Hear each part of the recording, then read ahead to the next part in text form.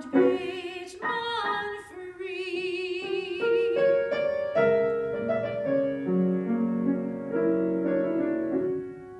She took him down to the cellar vault and gave him bread and gave him wine. She threw her arms around his neck, crying, "Oh, Lord Bateman, would you be mine?"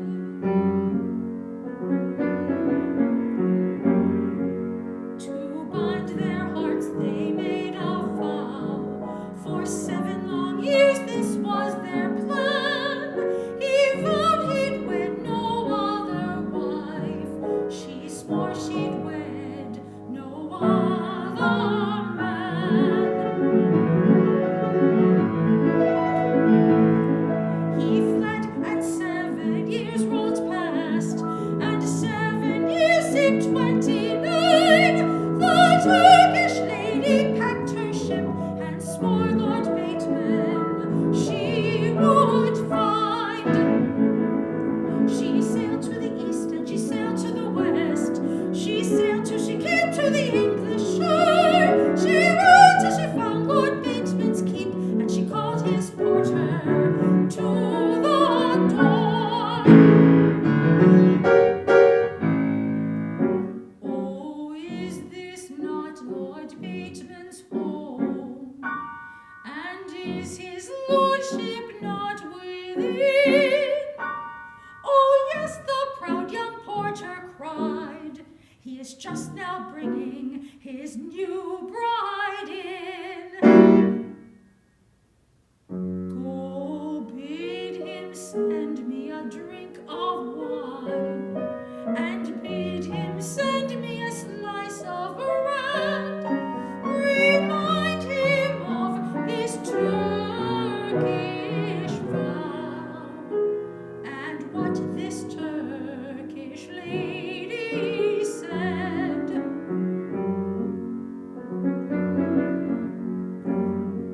Lord Bateman, there's a lady fair who asked for wine and asked for bread. She asked as well that I remind you what a Turkish lady said. Lord Bateman rose and he clasped his hands. The mother of his new-wed bride said, "What's to come of my only girl? You dare not cast her heart aside. I have done no harm to your only girl, and she's none the worse for me.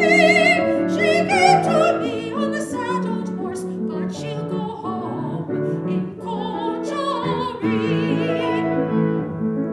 Lord Bateman leapt to the castle gate. He leapt and he laughed and he cried with glee. My Turkish lady kept her vow. She crossed that old salt sea for me.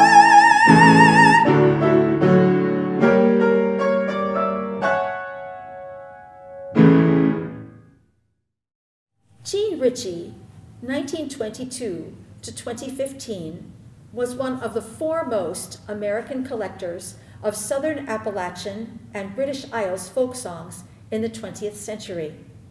The youngest of the renowned singing Ritchies of Viper, Kentucky, G knew from a young age the importance of her heritage and had a vision of the importance of her legacy.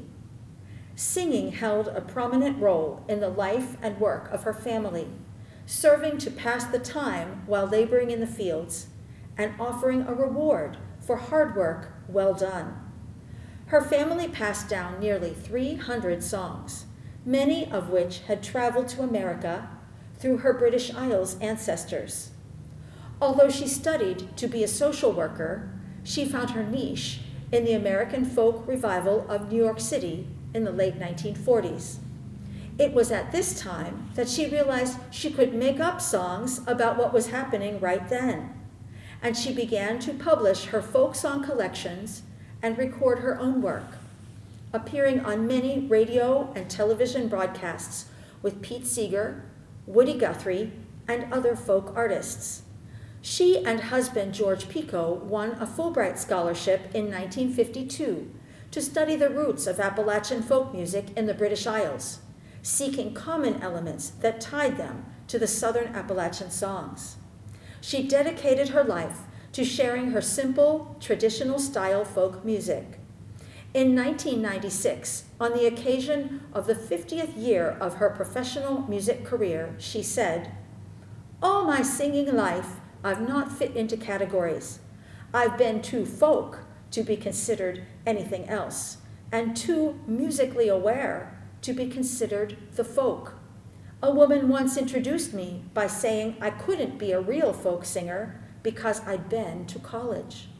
Now, as we near the centennial of her birth, it is important that we examine Jean Ritchie's legacy and rediscover the wealth of song that is found in her traditional collections and original compositions.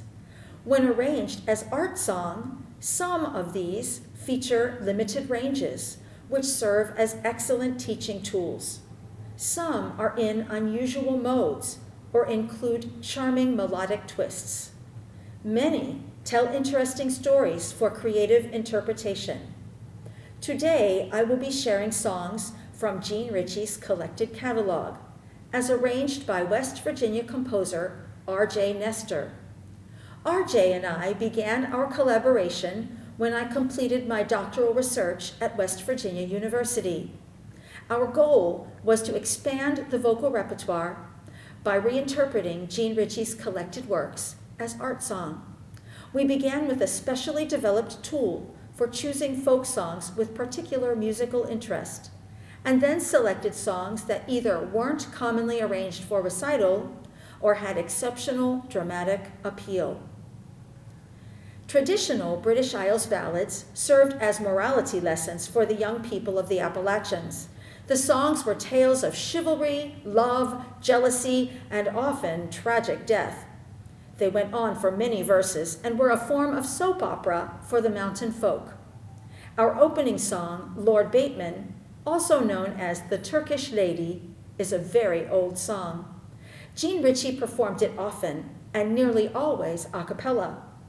The lyrics tell a tale about a gentleman who was imprisoned in Turkey, an exotic locale, and aided by a princess who in turn sought him in his homeland many years later, teaching the wealthy man an important lesson about loyalty. Love was a popular topic in the old traditional songs.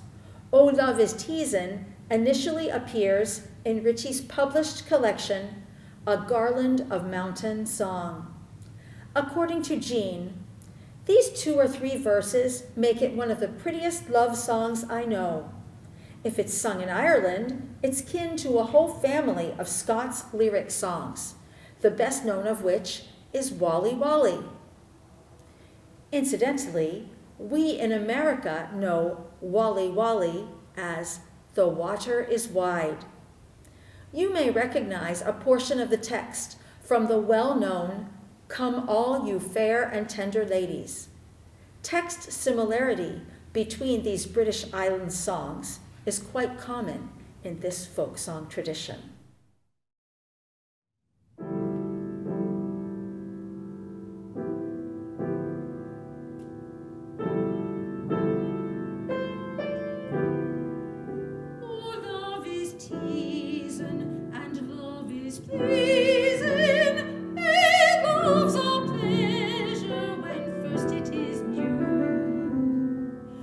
As love grows older, it still grows colder.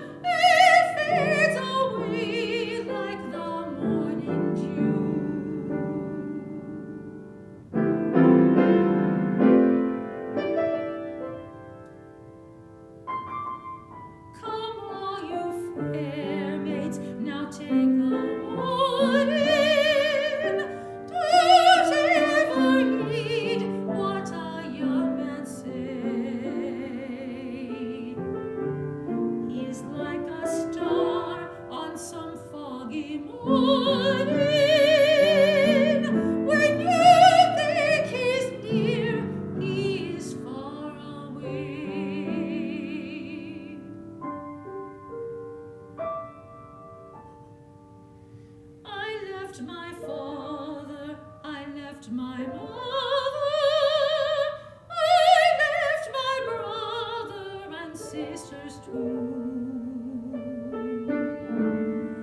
I left my home and my fond dwelling. Oh, my young man!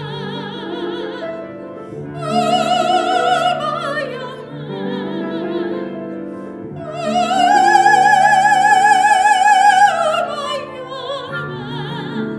For the sake of you.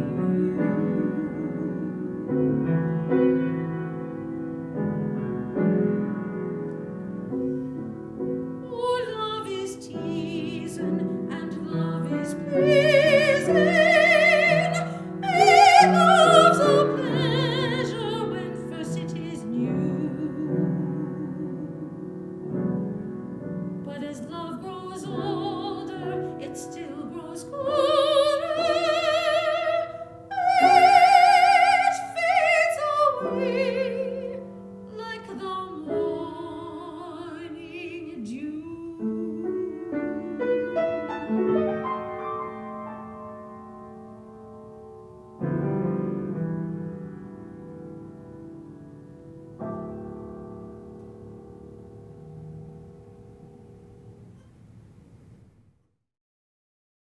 Jean Ritchie describes Shady Grove as a favorite song of her father, Bayless Ritchie, who originally taught her to play the mountain dulcimer. She later wrote a number of books on Appalachian mountain dulcimer technique. R.J. Nestor composed this arrangement, thinking of the little love as his daughter, Daisy.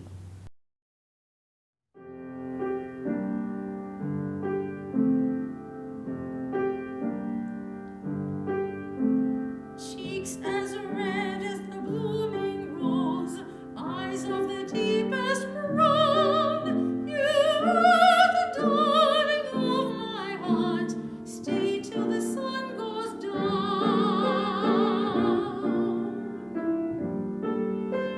Shady Grove, my little love. Shady Grove, my dear. Shady Grove, my little love. I'm gonna leave you here.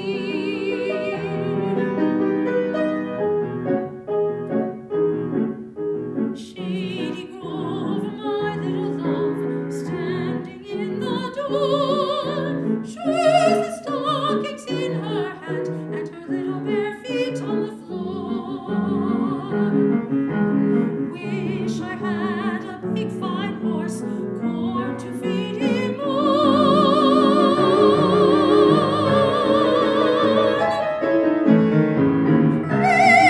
Pretty little girl, pretty little girl, pretty little girl, to stay at home.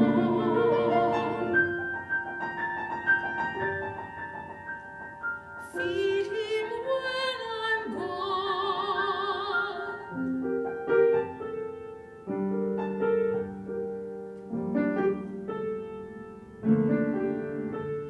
Cheeks as red as the blooming rose, eyes of the deepest brown.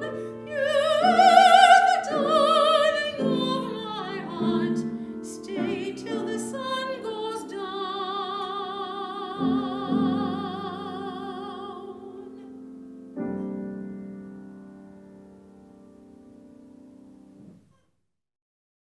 The well-known ballad of hard-hearted Barbary Ellen has been set numerous times for formal performance.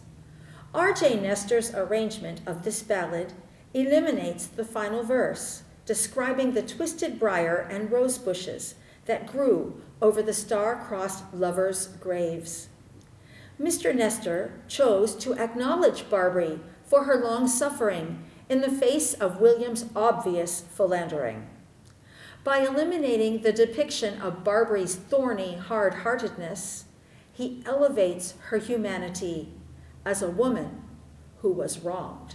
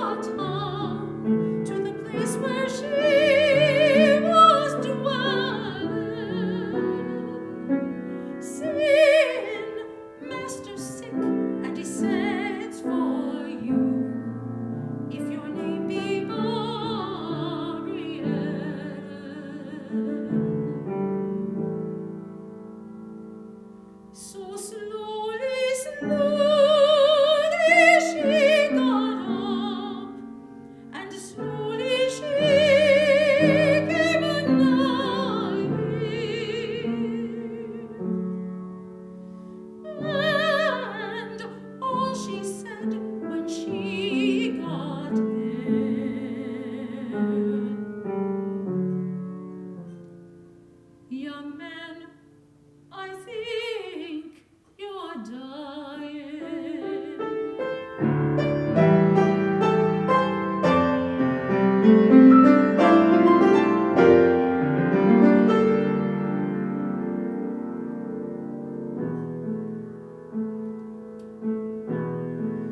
Oh yes, I'm lying very low, and death is on me to no better I'll never be if I can't get Borean.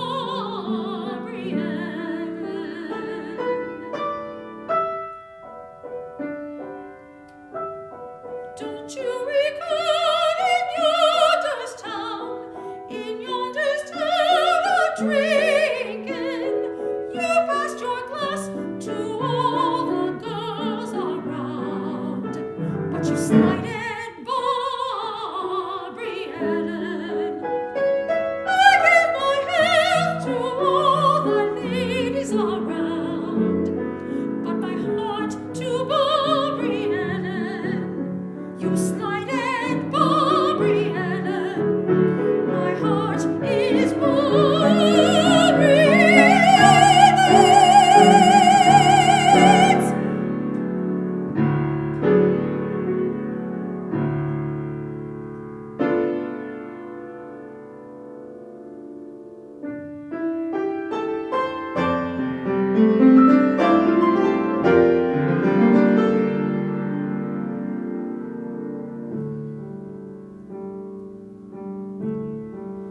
He turned his pale face to the wall, for death was on him dwelling. Adieu, adieu, you good neighbors all. Adieu, sweet Borean.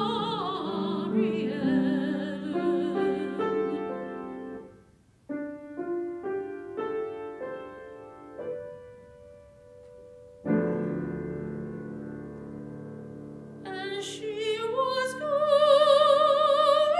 across the fields. She heard those death bells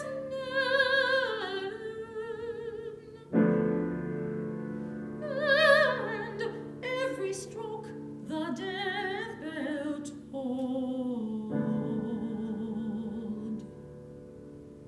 took its toll on Borean.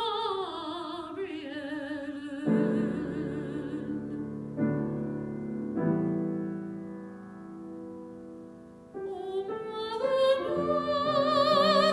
make my bed, go make it long and narrow. Young William's died for me today, and I'll die for him tomorrow.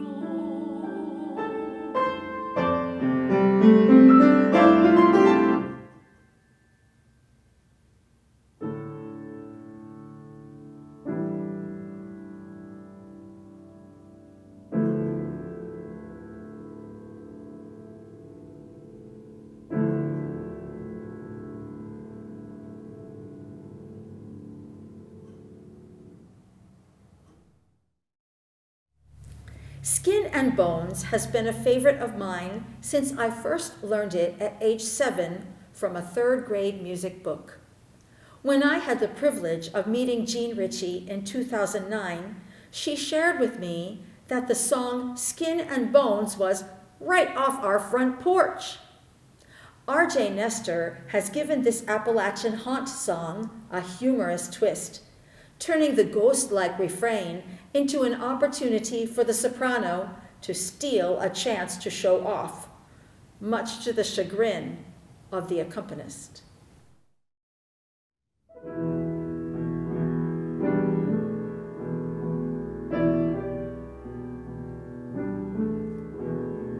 There was an old woman, all skin and bones. Ooh,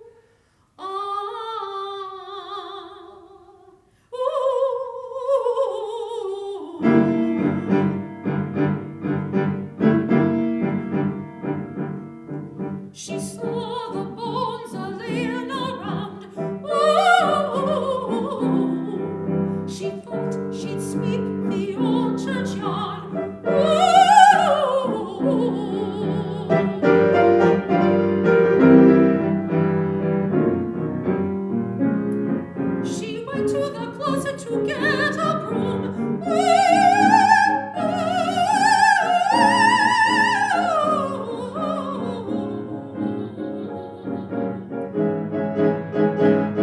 She opened the door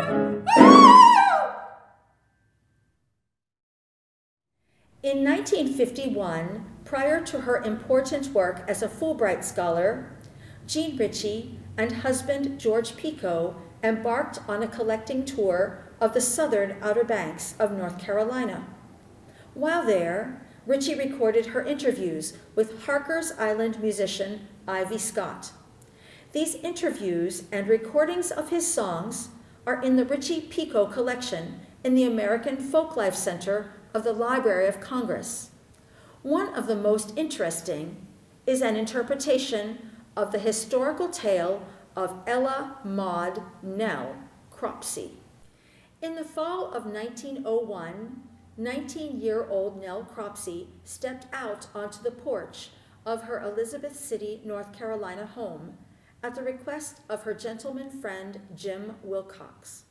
She was never seen alive again, disappearing without a trace.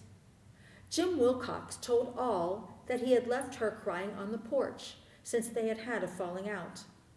After Nell's body was found floating in the Pasquotank River over a month after her disappearance, Jim Wilcox was convicted of her murder and sent to the North Carolina State Penitentiary. He maintained his innocence and was pardoned by the governor in 1920. He took his own life in 1934, and the true events of that fateful night were never revealed. The story of Nell's disappearance, murder, and Jim Wilcox's eventual conviction captured the imagination of the American media and consequently the American people in the early 20th century. During Ritchie's collecting tour of coastal North Carolina, Ivy Scott shared his version of a song entitled Nell Cropsey and Will Cox. Scott believed that Will Cox wrote this song about himself whenever he was serving time in the state penitentiary. However, the facts in the song don't line up with historical accounts of the event, as reported in the local newspapers of the time. West Virginia University historian Lewis W. Chappell included 4 different sets of lyrics that chronicled the Nell Cropsey mystery in his 1939 tome, Folksongs of the Roanoke and the Albemarle. Chappell points out that one of these 4 different songs is a close adaptation of the text and tune of the Irish ballad The Cruel Miller, also known as the Wexford Girl, which can in turn be traced to Elizabethan times as a tune entitled Hanged I Shall Be. It is this version of the song that Ivy Scott shares on Ritchie's Harker's Island recording. In typical murder ballad style, this song tells a story of young lovers walking, an attack with a piece of wood, and dumping the young girl's body in the river. The author of this set of Nell Cropsey lyrics is unknown, as is the composer of the traditional tune Hanged I Shall Be. In our interpretation, the murderer is telling the tale as if to his fellow inmates, and repentance is the farthest thing from his mind.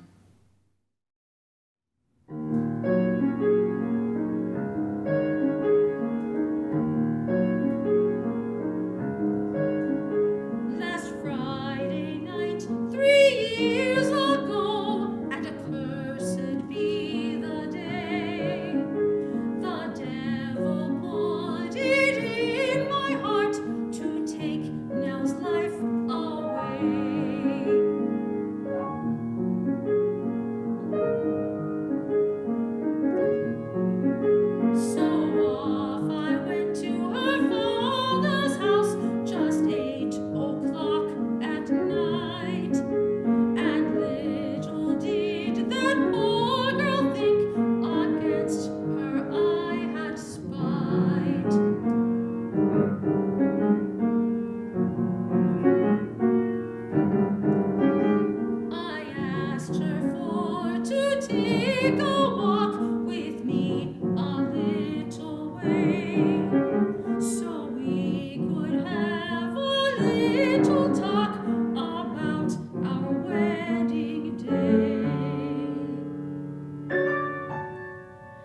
off we went, both side by side, till we come to a silent place.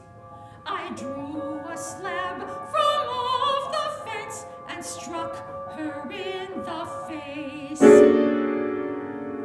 Down on her bended knee she fell, and oh, for mercy cried. For heaven's sake, don't murder me here, I'm not prepared to die.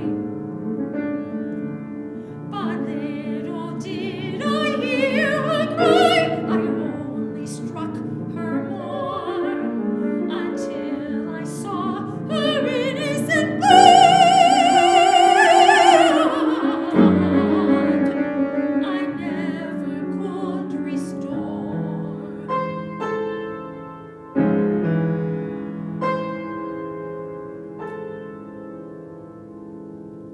I wrapped my hands in her cold black hair, and I tried to hide my sin.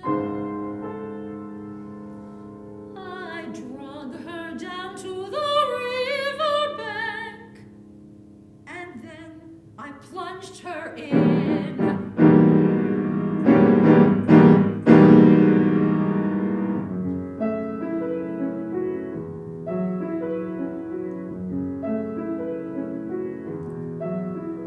I started back up to my mill, where I met my servant John. He said, "What makes your face so pale, and why are you so warm?"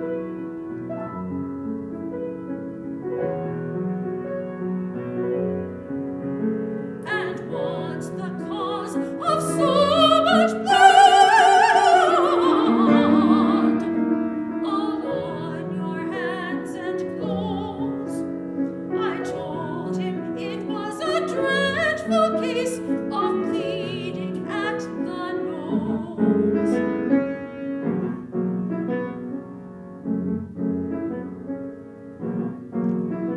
I started back up to my room for to try to take some rest.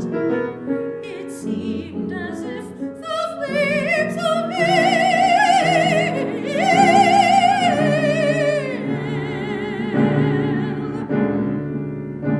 was burning in my breast.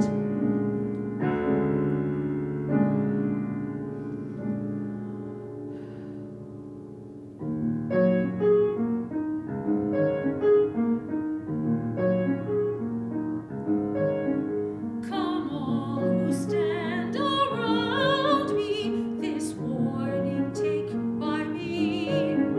Don't ever let the devil get the upper hand of you.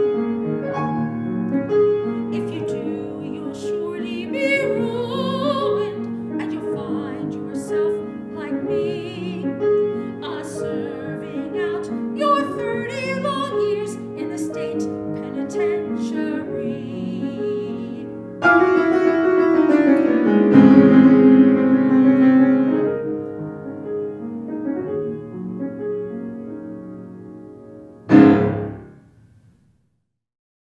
Jean Ritchie has demonstrated the value of preserving the musical past and sharing it with new listeners, opening doors of appreciation between disciplines, cultures, and generations. Through her inspiration, we are able to share with fresh insight the beloved stories and songs of the British Isles and Southern Appalachia, enriching our repertoire and offering new joy, depth, and artistic excellence to our singing tradition. We will close our recital with The Cuckoo, a traditional song that Jean Ritchie recorded many times. Appalachian cuckoos are elusive, creeping about in secret. They are a beautiful and graceful bird, even elegant, as described by Henry David Thoreau. Their cuckoo voices are quite distinctive, heard first in the distance and then fading away. In this version of the text, The singer refers to the cuckoo's call as she grieves for love lost, a love that has also faded. Jean stated, "My family has always known this song, it seems. It is fairly similar to the variants found in and around Hindman in Knott County, where my father's folks lived. It is one of the saddest and loveliest songs I know." It is fitting, then, to close with this lovely song to honor the life's work of Jean Ritchie, who preserved these Appalachian folk songs for future generations to enjoy.